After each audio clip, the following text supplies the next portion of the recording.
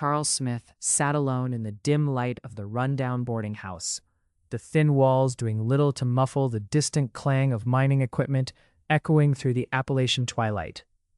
The bitter cold seeped in through cracked window panes, curling around his worn coat like an unshakable shroud.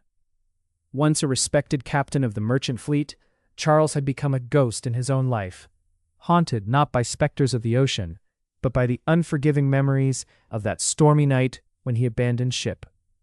The sinking freighter, the Persephone, had been his command. The screams of trapped passengers still echoed in his mind, a chorus of betrayal and despair. His family, the old Smith lineage proud of generations of military and maritime service, had disowned him. Society spat on the name he once carried with honor. Now, beneath layers of grime and exhaustion, Charles worked the coal seams of West Virginia, far from the civilized world and its judgment. Tonight, as the wind howled through the skeletal trees outside, he felt the familiar weight of isolation pressing down. His new world was one of darkness, both literal and figurative. The sprawling mine had a sinister reputation, a cursed wound torn into the earth decades ago. Whispers among the miners spoke of strange occurrences, fleeting shadows just beyond the lantern's glow, whispers carried by the stale air, and the old legends of the land. Before it was a mine, the area had hosted a clandestine satanic cult, long since abandoned, but never quite erased. Charles tried to shake the unease that settled in his chest.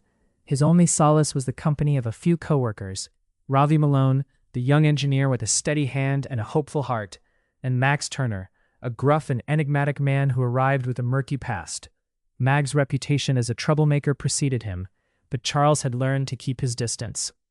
Yet there was something deeper lurking beneath the surface, something that gnawed at the edges of Charles's fractured mind. The creaking of the old mining equipment was interrupted by a sharp knock at the door. Charles stiffened, his breath catching as the shadows in the room seemed to darken unnaturally. He opened the door to find a woman cloaked in a deep green coat, her presence both startling and oddly familiar. Miss Angelina Vale, the local physician, known not only for her skill, but for her whispered associations with the arcane and mysterious. "Mr. Smith," she said softly, her voice a mixture of warmth and something colder. "It's time you stopped running from the past." Charles looked into her eyes, deep pools reflecting a storm he hadn't dared confront. The night pressed close, and with it came the whisper of the old cult's curse, a darkness rising from the depths of the mine, threatening to consume more than just coal and steel. The dread settled in his bones like a malign promise. Some sins refused to stay buried. Outside, the wind carried a name whispered in the dark, Persephone, and a promise that the shadows were coming home. Charles Smith wiped the grime from his forehead, the coal dust settling like a shroud on his rough hands. The mine's stale air hung heavy, thick with the scent of earth and something else, something faintly metallic and wrong. He glanced down the rickety shaft, where the faint clatter of pickaxes echoed like a low heartbeat, mingling with distant groans that set his nerves on edge. It was his first week working at the Black Hollow Mine, a sprawling network of tunnels carved beneath the ancient Appalachian hills of West Virginia. Once a proud seaport captain, Charles had traded saltwater for coal dust, trying to bury the ghosts of a sinking ship. The lives he couldn't save still clawed at his conscience. But this dark underworld held its own secrets, far darker than any storm-tossed sea. "Smith!" A sharp voice cut through the gloom. Charles turned to see a tall, lean man with a hard jaw and wire-rimmed glasses jogging toward him.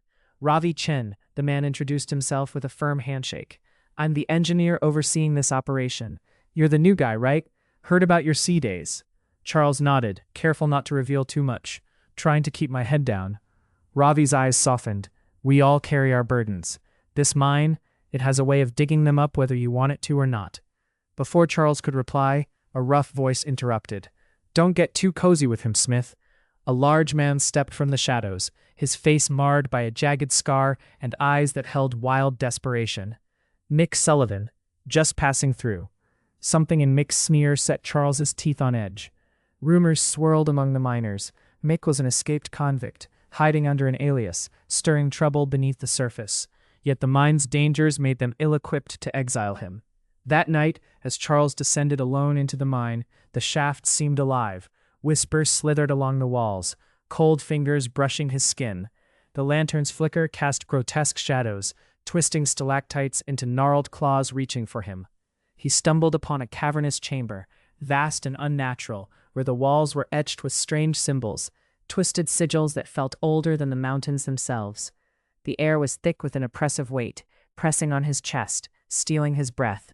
Suddenly, a voice echoed, soft, sultry yet chilling, the kind that promised comfort but reeked of menace. Charles. He spun around, heart pounding. No one was there. A cold dread settled deep in his bones. Somewhere in Black Hollow, the past was clawing its way into the present, and Charles wasn't sure if he was the hunter or the prey. Above ground, the rain began to fall in heavy sheets, drumming a relentless rhythm, an ominous lullaby for the restless shadows that stirred beneath. Charles Smith wiped the grime off his hands, the scent of coal dust thick in the stale underground air. The cavernous mine tunnels stretched like cold veins beneath the Appalachian foothills, swallowing light and hope alike. The distant drip of water echoed intermittently. Somewhere, deep in those shadows, the earth was weeping secrets. Since leaving the Navy, Charles had sought refuge in these coal seams, becoming just another faceless miner risking life and limb. But the past clung to him like the soot on his skin. The sinking of the Providence and the fate of those he'd left behind haunted his every waking hour. Still, down here, his pain felt smaller, manageable, or so he told himself. His closest companion was Raymond Adler, the pragmatic engineer overseeing mining operations. Raymond was quick to offer advice and quicker to remind Charles that survival here required more than just grit. It demanded unity. Yet trouble brewed in the form of Marcus Kane, a burly, brooding man with a shadowy past and a reputation that sent chills even in the fiery heat of the mine. Rumors whispered Marcus had escaped from a brutal penitentiary out west. He worked under a borrowed name, but his fierce eyes never lost their edge. Their animosity simmered, and today's shift was no different. "Kane's stirring things up again," Raymond muttered, glancing nervously toward a distant flicker of light where Marcus loomed. "The men are on edge." Charles nodded, feeling the strain of the claustrophobic tunnels pressing against his chest. Then the ground trembled, a faint shudder that rippled through the earth. The men paused, tools suspended midair. The mine wasn't just coal and rock, it was a living beast, ancient and unpredictable. Suddenly, a low, guttural groan emanated from the depths, a sound that wasn't entirely natural. It was as if the earth itself was crying out in pain. A sudden collapse thundered near the shaft where Marcus was working. Dust and debris exploded upward, choking the air. Men shouted and scrambled for cover. "Marcus!" Charles yelled, diving under a jagged beam to shield himself. When the dust settled, Marcus lay pinned beneath a fallen timber, his breathing ragged, face pale in the flickering light. Charles ignored the simmering resentment and forced his way through the rubble, heart hammering. He ripped the plank away, blood mixing with coal dust on Marcus's bruised face. "We need blood," Charles said grimly, recognizing the signs of severe injury. Without hesitation, Charles sank a needle into his own arm, donating blood despite the gnawing sickness in his gut. The other men looked on, stunned. Days later, Marcus was recovering in the dim infirmary. A fragile truce had formed between the men.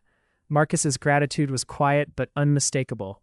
One evening, as Charles sat alone near the mouth of the mine, Dr. Angelina Vale approached, her dark eyes reflecting the candlelight. "You're carrying more than coal dust in your lungs, Mr. Smith," she said softly. "You need to face what haunts you before it chokes you entirely."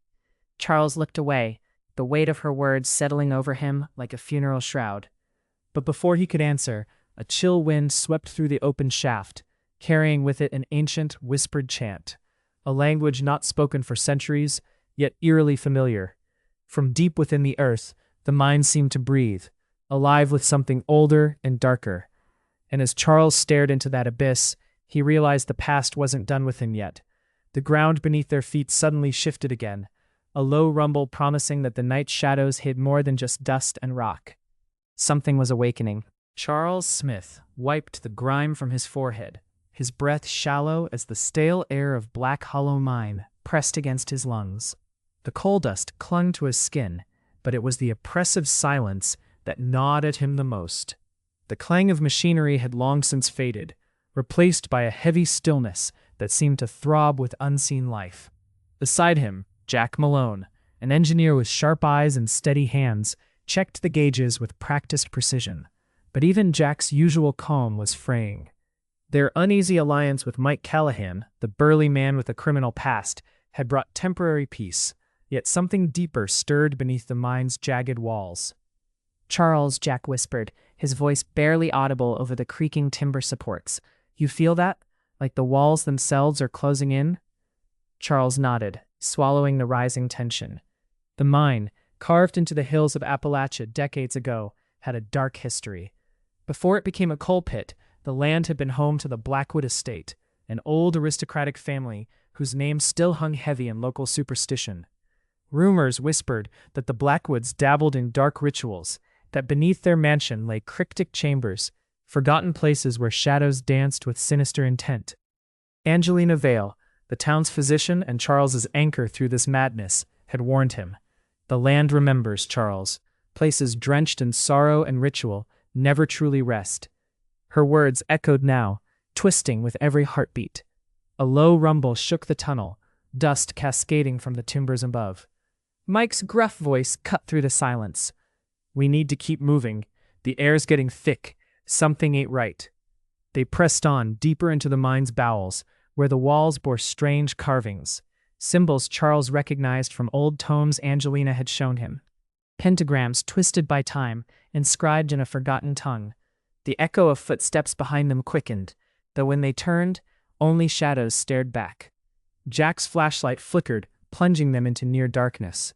A whisper brushed past Charles's ear, a voice neither male nor female, but laced with malice. His skin prickled, the hairs on his neck rising, as if warning him to flee. But the others held firm. This was their fight now. "Mike, did you hear that?" Charles's voice trembled. Mike's eyes narrowed. "Don't listen to the dark, Charles. It feeds on fear." But the darkness was growing, and beneath the mine, where the earth was thick with secrets, something old and restless stirred, waiting for the unwary to break the rules set long ago by those who'd vanished without a trace. Charles felt it then, a cold hand brushing across his soul, a binding promise whispered from the shadows. The walls were no longer just closing in. They were alive, and they wouldn't let him leave.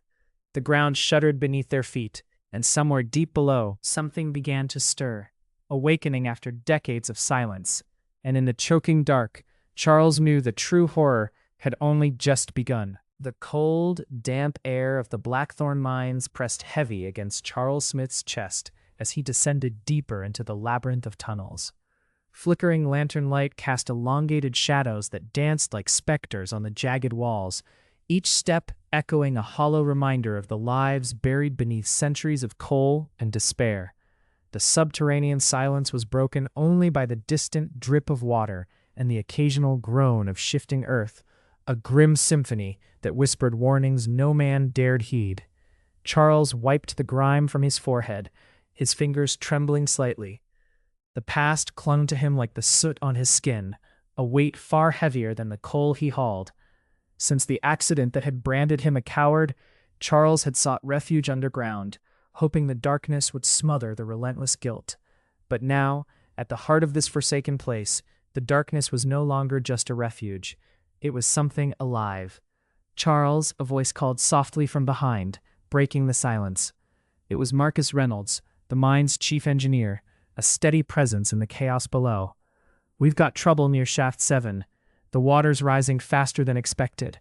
Seth Duvall's reckless shortcuts are catching up with us." Charles nodded, swallowing the lump forming in his throat.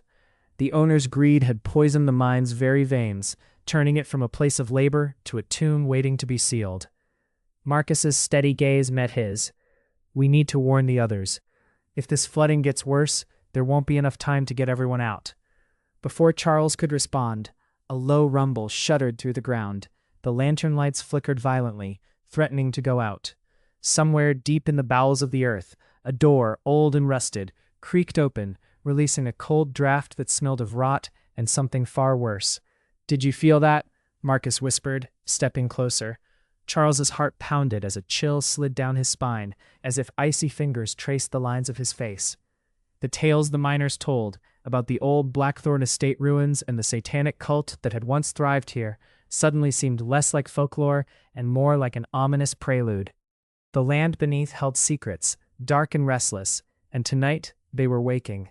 A faint chanting drifted through the tunnel, carried on the cold, damp air, unintelligible yet filled with menace. Charles stopped, lantern trembling in his grip. The sound was coming from the old mining shackle, the place everyone avoided, said to be cursed. "Marcus, we have to go back," Charles said, voice barely audible. "Something's wrong. This isn't just a flood. It's something else." Marcus's eyes narrowed, torn between reason and the primal fear rising in his chest. "We can't leave the men trapped down there." "No," Charles whispered, "but if those old rites, those damned cult secrets have awakened beneath us, we have to go back. We're not just fighting water anymore." The chanting grew louder, voices overlapping in a haunting unison that seemed to seep into Charles's bones, pulling at memories he didn't want to face. The crash, the screams, the faces lost to the depths. The mine wasn't just a place of death. It was a gateway. From the darkness ahead, a shadow moved. Too swift, too deliberate. Charles's breath caught.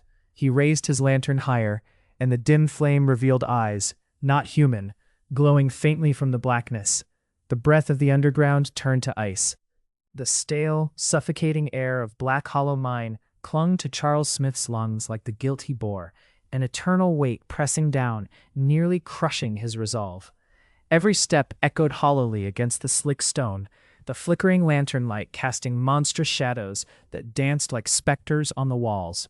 Sweat beaded on his brow, mixing with the grime that seeped through the cracked seams of his worn coveralls. This was no ordinary mine, and tonight the darkness seemed alive. Beside him, engineer Rob Maloney's breath came ragged, his face pale beneath the grime. Their third ally, Marcus Byrne, limped behind them, moving with surprising determination despite his injured leg. The three men, once strangers thrown together by fate, now bound by blood and desperation, sought to right the wrongs of Black Hollow, a pit soaked not only with coal dust, but with the sins of those long gone. Charles glanced at the tunnel's depths. The flooding had come without warning, a merciless tide swallowing miners whole as Seth Darnell's greed pushed men beyond safe limits. The old aristocratic family's mining empire, once a symbol of prosperity for the Appalachians, now reeked of decay and death. And beneath it all, the whispers persisted, tales of the Hollow's dark past, when a satanic cult, the Crimson Veil, had made these caves their sacrificial ground, their bloodied rites swallowed by the earth. "Charles," Rob whispered, barely audible. "The others, some are trapped ahead. We have to move fast. These tunnels won't hold much longer." Charles nodded, swallowing the lump rising in his throat. The thought of more lives lost clawed at his conscience. He remembered the sinking ship, the screams, the cold water closing in, and his cowardice that had branded him forever. This abyss was different. Here he could fight. As they pressed deeper, the chill grew unnatural. The walls seemed to pulse, a faint rhythmic thudding vibrating through the rock. A low hum echoed, disembodied murmurs swirling around them, as if the earth itself breathed secrets. Marcus stopped abruptly, his eyes wide. "Did you hear that?" A shudder passed through Charles. "Hear what?" Before Marcus could answer, a sudden bone-chilling wail reverberated through the tunnel, a sound neither human nor animal, but something older, darker. It twisted the air, invaded their minds with a relentless dread. Rob's face drained of color. "It's the Hollow," he whispered, voice trembling. "The veil never left. They're still here." Charles clenched his fists, the lantern's light faltering as a cold wind surged from the depths, carrying with it a rancid scent of decay and something far more sinister, an ancient malice that preyed on their fears. Ahead, the passage narrowed, blocked partially by rubble and water rushing in like a river unleashed. "We have to clear the way." Determination hardening his voice. For the others. Marcus stepped forward, but his injured leg betrayed him, and he stumbled. The wailing grew louder, almost mocking, as if feeding on their faltering courage. Suddenly, the ground beneath them trembled, a deep groan from the earth warning of collapse. Charles's heart nearly stopped. "This place isn't just flooding, it's alive." His voice cracked. Rob struggled with an iron beam, prying away debris as the water surged closer, relentless. The cavern's dripping walls seemed to weep shadows, and somewhere in that darkness, a pair of glowing eyes watched, patient and hungry. Keep moving, Charles urged, but the suffocating black pressed closer. The haunted history of the mine, the cult's blood rituals, the families lost to greed, and now their desperate rescue, spilled into the present like a curse unleashed. He glanced back, catching sight of Marcus struggling to rise, his face pale and drawn. The lantern flickered once, twice, then died. Silence engulfed them, and in that suffocating dark, Charles realized the true horror was not the flood, but what the Hollow intended to claim next. Charles Smith sat in the cramped break room of the Hollow Vale mine, the stale air thick with coal dust and whispered secrets. Outside, the blackened mountains of West Virginia loomed like silent sentinels, their spines jagged against a bruised dusk sky. The shaft's rusted steel beams groaned faintly, a sinister lullaby to the men who dared work beneath Earth's suffocating weight. He glanced across the cracked linoleum floor to where Michael Dawson, the site engineer, was stacking blueprints. Michael's sharp eyes betrayed no fatigue, but the tension in his jaw told a different story. They'd been digging deeper into the mine's abandoned shafts lately, near the Hollow Vale Estate ruins, once the grand ancestral home of the Whitmore family, an old aristocratic line infamous for whispered tales of occult rites and disappearances. Charles rubbed his scarred hands together, the chill of the subterranean air biting through his worn sleeves. It had been months since he'd left his command on the SS Liberty Star, the cargo ship that went down under mysterious circumstances. The memories clawed at him, passengers trapped, screams swallowed by the sea, and his betrayal that cost lives and shattered a reputation. Now, underground, surrounded by black stone and stale air, the guilt was a physical weight in his chest. Charles, Michael's voice was low, almost hesitant. There's something off about those old Hollow Vale tunnels. We found strange symbols carved into the walls. Not mining marks, more like ritualistic. Charles leaned forward, intrigued despite himself. What kind of symbols? Michael produced a worn flashlight and flicked it on, revealing faded, cryptic sigils etched deep into the rock. The shapes twisted unnaturally, forming a tangled web of lines that seemed to pulse with an otherworldly energy. A chill crept along Charles's spine, as if the darkness itself was watching. As they spoke, footsteps echoed faintly from the shaft entrance. Charles turned sharply to see Marcus Manny Callahan, the burly miner who'd once been an escaped convict, limping toward them. His face was pale, sweat mingling with grime, and there was a haunted look in his bloodshot eyes. "They're stirring," Manny whispered hoarsely. "Last night the shadows moved. Voices, chanting. I thought it was just the wind." Michael exchanged a grim glance with Charles. "The deeper we go, the more unstable this place feels. And Darius Whitmore's old estate, it's like the mine is built on some kind of cursed ground." Charles swallowed hard. The Hollow Vale wasn't just an abandoned aristocratic mansion. It was rumored to have been a satanic cult's lair decades ago, a place where dark rituals had been performed to summon entities from beyond. The miners' defiance of warnings had awakened something malignant. A sudden, sharp clatter sounded in the tunnel behind them. All three men froze as a cold gust swept through the break room, carrying with it a faint scent of sulfur and decay. Charles's breath hitched when a whisper, not quite human, brushed his ear. "You cannot escape." He spun around, heart pounding, but saw nothing but the unyielding blackness of the mine. "Charles," Michael said, voice trembling, "we need to get out of here, now." But as they moved toward the entrance, the shadows seemed to thicken, coalescing into forms that no light could penetrate. The mine was no longer just earth and stone. It was alive, hungry, and waiting. And somewhere beneath the Hollow Vale, the old gods still watched. Charles Smith's breath came in ragged gasps as the cold water lapped against his waist. The cavernous mine shaft, now a submerged nightmare. The oppressive darkness pressed in from all sides. The only light, a flickering beam from his lantern that cast monstrous shadows across the jagged walls. Somewhere deeper below, distant groans echoed, a chorus of terror trapped beneath the earth's cruel grip. Behind him, Angelina Vale's voice trembled. "Charles, are you sure we're going the right way? This place, it feels wrong. It's like the walls are closing in on us." Charles clenched his jaw, swallowing down the gnawing panic. Once a merchant navy captain, he was no stranger to disaster. But this was something else. The mine was no ordinary pit. It was built on the grounds of an abandoned satanic cult. the Ravenwood estate having once loomed above like a somber sentinel. Whispers of dark rituals and blood-soaked altars had long been dismissed as legend, but tonight the air was thick with a malevolent presence. Behind them, the flooding had begun without warning, a cruel act of negligence by Don Raj's company, desperate to cover up their misdeeds. Charles's hands were raw, gripping the rusted iron railings that ran along the flooded passage. He could feel the weight of the past pressing on him, not just the guilt from abandoning his ship years ago, but something darker, something hungry. "Keep moving," Charles ordered, his voice steady but low. "We have to find the others." Angelina nodded, though her eyes darted nervously to the walls. Shadows seemed to twist and writhe at the edge of her vision, the faint echo of chanting seeping through the waterlogged stone. The old mine tunnels, once the site of secret gatherings, held more than just coal and rubble.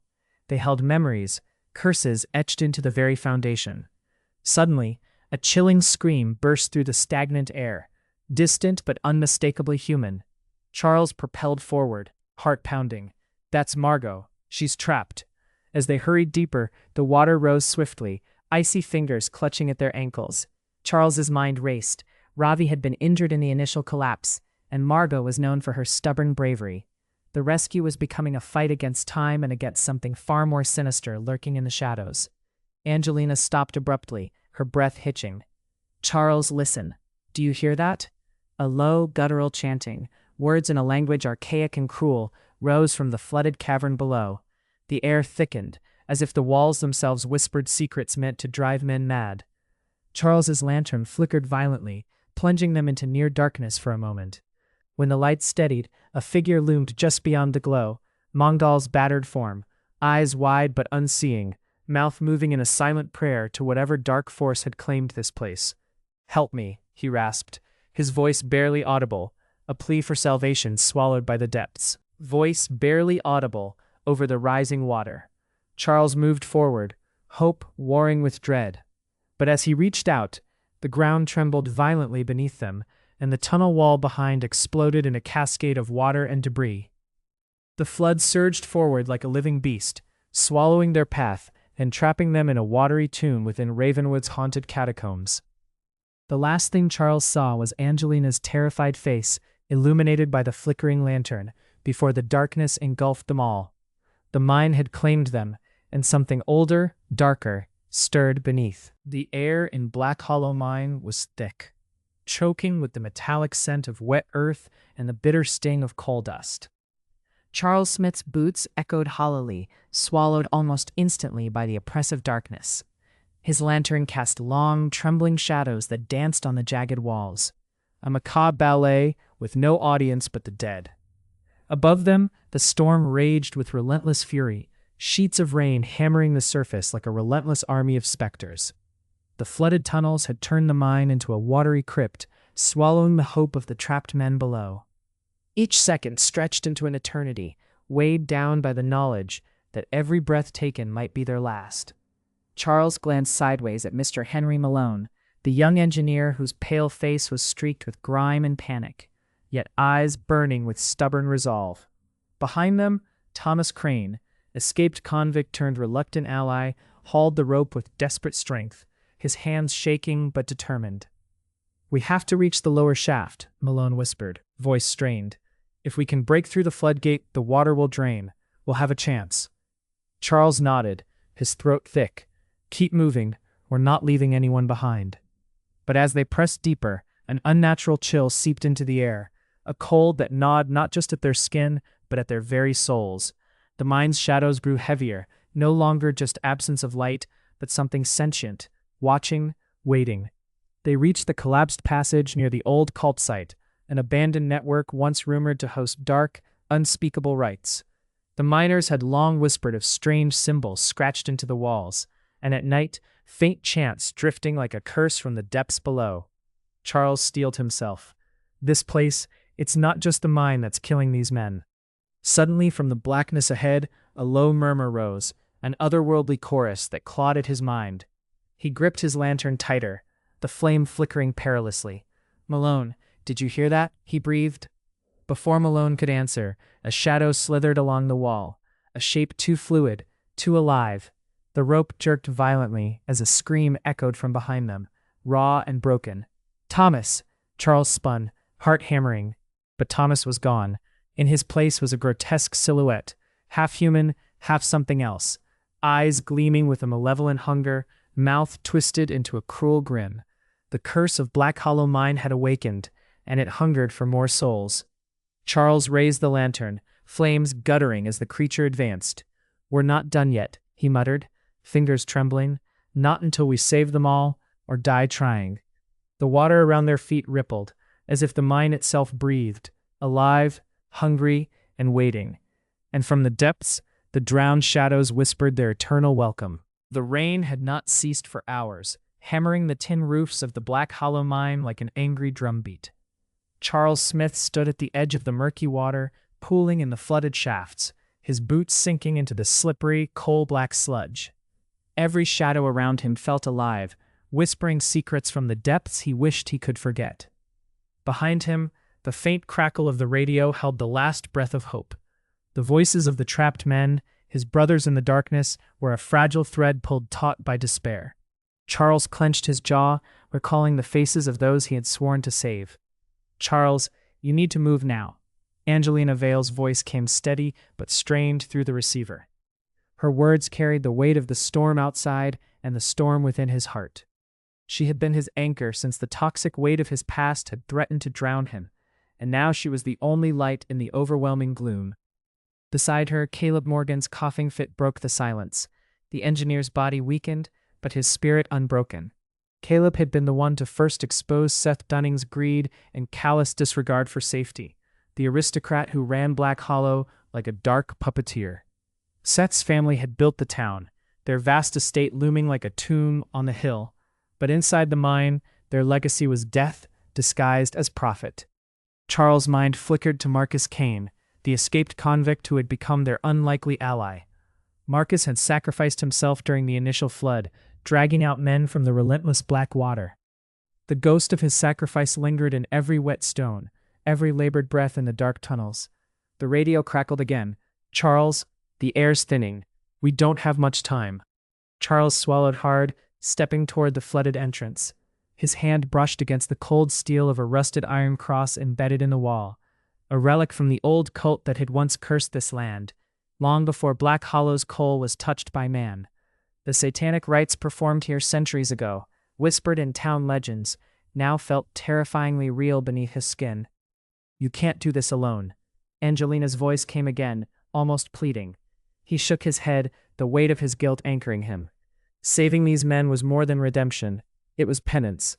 The darkness seemed to pulse and breathe around him, alive with unseen eyes. A cold chill ran down his spine as a low voice, barely more than a breath, echoed through the cavern, reciting a forgotten litany of rules. "You cannot escape without paying your due. The blood of the betrayed waters the gates. The shadows demand a soul." Charles froze. He had heard this voice before, when the mine walls whispered to him in the dead hours, when nightmares twisted his sleep into a waking hell. He glanced back toward the surface. The rain was relentless, the sky a bruised wound. Then down below, the shifting water gleamed with unnatural light. Suddenly a sharp crack pierced the air, a groan of metal, the scream of collapsing earth. "Charles!" Angelina's scream was cut short. The radio went dead. A single, suffocating silence swallowed the mine. Charles stood alone at the edge, heart pounding like a warning drum. And beneath the water, the darkness waited, waiting to claim its due.